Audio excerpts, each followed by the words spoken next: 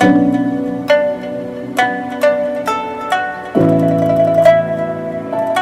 Study के सभी विद्यार्थियों को आज के पाठ को स्वागत है। आज हम लिंग, वचन, पुरुष और उसके अनुसार क्रिया कैसे उसका रूप बदलता है उसके बारे में आज हम पढ़ेंगे। तो पूर्व अध्याय में हम 24 नियम तक पढ़ चुके हैं, तो आज हम 25 से पढ़ेंगे। तो देख लीजिए नियम 25 को। नियम 25 में क्या लिखा है आज हम देखेंगे। मानो जैसा ये उत्प्रेक्षा अलंकार का जो चिन्ह है उसके साथ क्रिया लगने से उसका रूप कैसे बदल जाती है उसके बारे में पढ़ेंगे। उदाहरण देख लीजिए। वह इस तरह बोलता है, वह इस तरह बोलता है, मानो वह मेरा मालिक हो।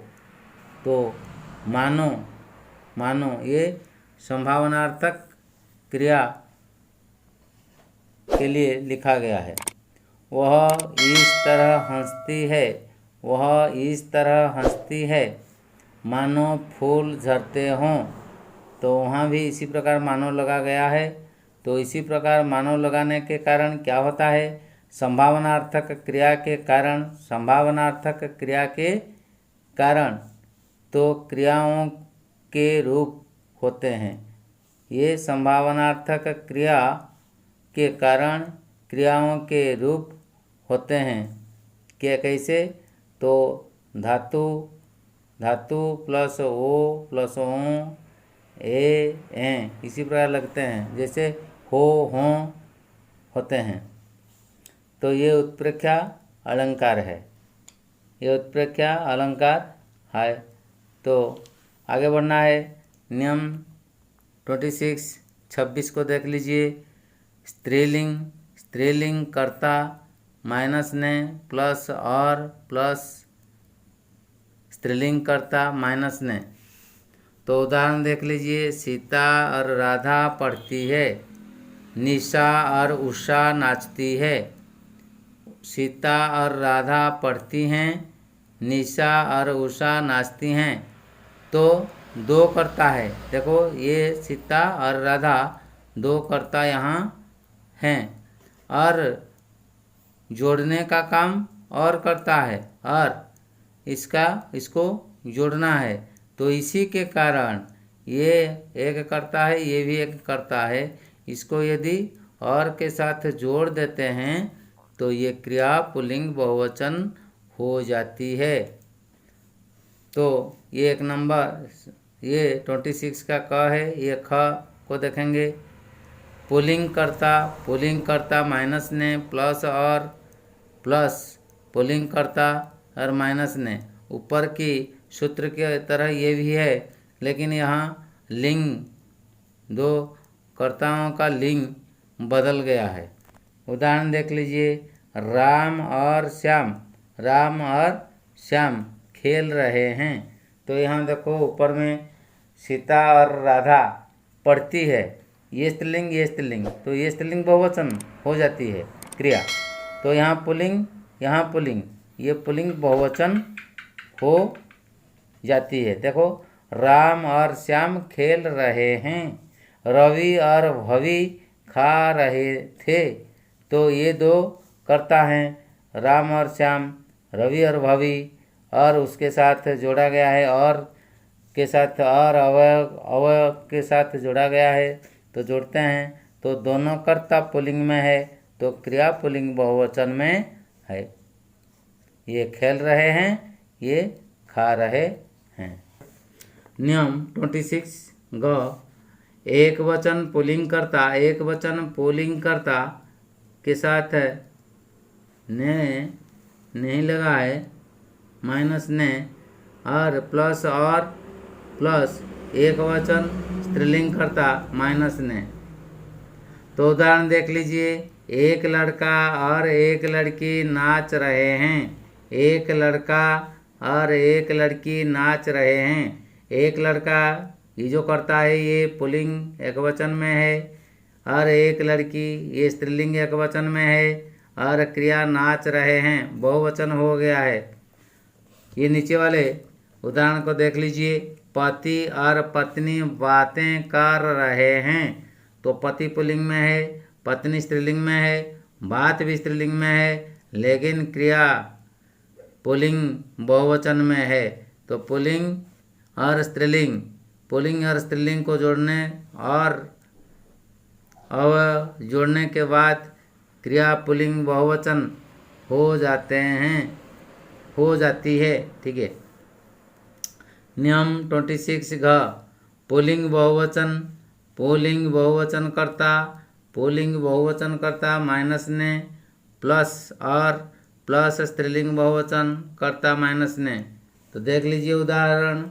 लड़के और लड़कियां गाते हैं या गाती हैं, तो लड़के, लड़के बहुवचन पुल्लिंग बहुवचन है और के साथ जोड़ा गया है। लड़कियां बहुवचन में है, लड़कियां बहुवचन में है।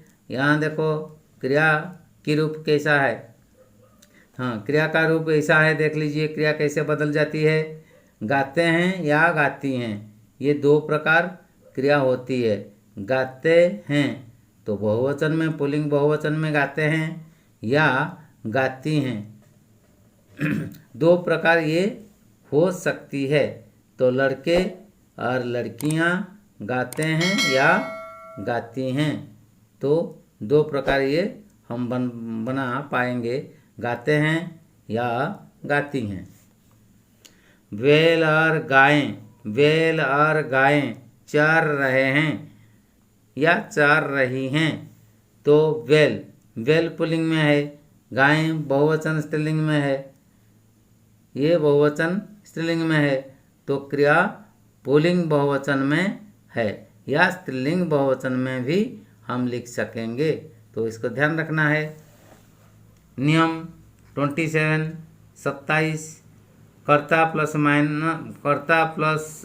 माइनस ने प्लस या न प्लस कर्ता माइनस ने। तो देख लीजिए इस सूत्र में क्या है। उदाहरण को ध्यान से देखिए। लड़के या लड़कियां जाती हैं, लड़के बहुवचन पुल्लिंग में है, या जोड़ा गया है अवय, और लड़कियां बहुवचन में है, तो लड़कियां बहुवचन में है। इसके साथ ने परसर्ग नहीं लगा है और या लगा है, तो क्रिया का रूप पुल्लिंग न होकर स्त्रीलिंग हो जाती है, क्योंकि ये लड़के कर्ता प्रथम, ये जो कर्ता है ये बहुवचन में है, और या अवय जोड़ने के कारण, या अवय जोड़ने के कारण ये अंतिम कर्ता जो है लड़कियां के साथ, लड़कियां के अनुसार क्रिया होती है। न लड़के और न लड़कियां जाती है, तो न लड़के और न लड़कियां जाती हैं, तो यहाँ न और न द्वारा जोड़े गए हैं। न और न द्वारा ये दोनों को जोड़ा गया है, तो दो कर्ता, यहाँ दो कर्ता लड़के और लड़कियां या के द्वारा जोड़े गए हैं। द्वितीय वाक्य में कर्ता के साथ न द्वारा जोड़े गए हैं, इसलिए क्रिया स्त्रीलिंग बहुवचन है। और एक बार ध्यान से देखिए लड़के या लड़कियां जाती हैं, तो लड़के और न लड़कियां जाती हैं, तो इसी के कारण ये न लड़के न लड़कियां जाती हैं, तो स्त्रीलिंग बहुवचन में है। लड़के या लड़कियां जाती हैं, ये पुल्लिंग में है, ये स्त्रीलिंग होने के कारण ये स्त्रीलिंग बहुवचन में होती है, क्योंकि ये बहुवचन में है। नियम 28 क में देख लीजिए। अभिकारी क्रियाएं जो क्रिया के रूप नहीं बदलती है, पुल्लिंग एकवचन में ये रहता है। देख लीजिए कैसे हैं। सर्वदा पुल्लिंग रहने वाली क्रिया, सर्वदा पुल्लिंग में रहने वाली क्रिया। उदाहरण देख लीजिए, वह आ जाए, वह आ जाए तो कैसा रहेगा। तो वह आ जाए, ये कैसा रहेगा, कैसा रहेगा ये पुल्लिंग में है। सुना हो, सुना है, वह कल आने वाला है। कहा जाता है वर्षा खूब होगी, हो सकता है वह कल ही आए, पुल्लिंग शब्द रहेगा। ये क्रिया पुल्लिंग शब्द में है, पुल्लिंग शब्द में है। क्यों? क्योंकि ये जो शब्द है, अभिकारी शब्द है, ये सर्वदा पुल्लिंग में रहती है। तो वह आ जाए तो कैसा रहेगा। सुना है, वह कल आने वाला है। कहा जाता है वर्षा खूब होगी। इसी प्रकार वाक्य में जो क्रिया आती है तो उसको हम पुल्लिंग शब्द में, पुल्लिंग एकवचन में रखते हैं।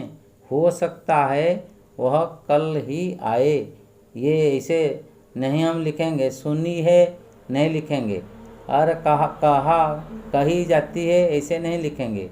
हो सकती है ऐसे भी नहीं लिख सकेंगे, उसको हम पुल्लिंग में रखना है।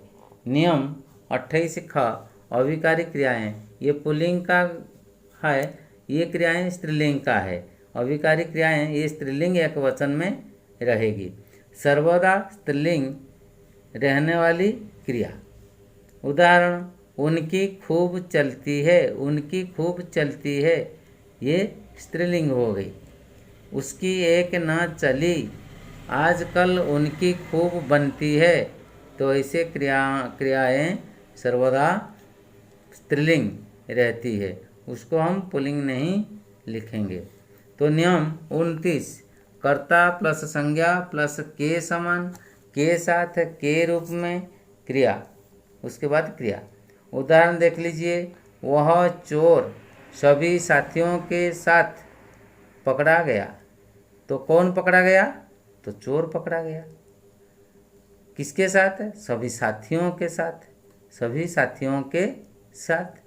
तो इसी प्रकार यहाँ ये वाक्य को लिखा गया है। और दूसरा उदाहरण को देखने के बाद हम उसको समझेंगे। वह लड़की वृक्ष की तरह खड़ी रही, वह लड़की वृक्ष की तरह खड़ी रही। कुछ वाक्यों में कर्ता के पहले या बाद में कोई संज्ञा आती है, कोई संज्ञा आती है। जैसे वह चोर सभी साथियों, ये संज्ञा है और आती है। और उस संज्ञा के बाद, उस संज्ञा के बाद के समान, के साथ, के रूप में यदि लगा है या के रूप में, के रूप का प्रयोग हुआ है, ऐसे वाक्यों की कर्ता को क्रिया अनुसरण करती है। तो कहा गया है कि वह चोर सभी साथियों के साथ पकड़ा गया। वह चोर ये कर्ता है, सभी साथियों ये संज्ञा शब्द है। ये संज्ञा शब्दों के बाद क्या आया है? साथ आया है। तो इसलिए क्या होता है, इनके अनुसार क्रिया न होकर ये चोर प्रथम जो कर्ता है, ये कर्ता के का अनुसरण वह क्रिया करती है, तो इसलिए वह पकड़ा गया। वह लड़की वृक्ष की तरह खड़ी रही, तो वह लड़की ये कर्ता है, वृक्ष संज्ञा है, उसके साथ की तरह लगा है, तो इसके अनुसार ये खड़ी रही, ये खड़ी रही क्रिया हो गई है। इसी प्रकार ये सभी नियम को आज हम पढ़ चुके हैं। इसी प्रकार अगले वीडियो में हम और कुछ नियम को बताएंगे। अगले वीडियो को देखने के लिए प्रयास स्टडी यूट्यूब चैनल को सब्सक्राइब कीजिए। तो धन्यवाद।